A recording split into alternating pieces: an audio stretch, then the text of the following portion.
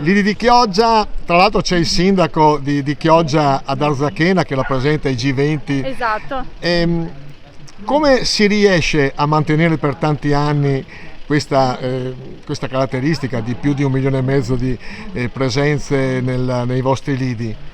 Allora guardi, è stato fatto un lavoro incredibile di promozione innanzitutto, sono già 6-7 anni che noi come consorzio di promozione portiamo il nostro territorio nelle più importanti fiere del turismo, sia nazionali che internazionali, quindi un po' di orgoglio lo prendiamo anche noi. Questo in primis.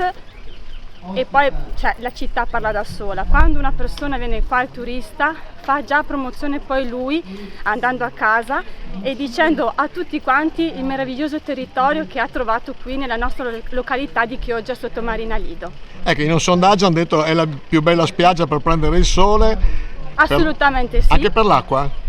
Assolutamente sì, ci sono dei giorni dove l'acqua non dico che è meglio di altre parti perché non vorrei mai, ma l'acqua è cristallina. Tra l'altro non so se molti anche conoscono le Tegnue di Chioggia, che sono un reef naturale che abbiamo qui al largo del nostro mare Adriatico, e in più oltre che al mare io direi che abbiamo anche un bellissimo centro storico. Nel mare è anche un dato proprio constatato chi ci si abbronza di più nella nostra spiaggia. Posso fare una domanda personale? Assolutamente sì. Lei è di Chioggia? Assolutamente sì. Si sentiva? Sì, un pochino? Sì. Va bene, meglio così.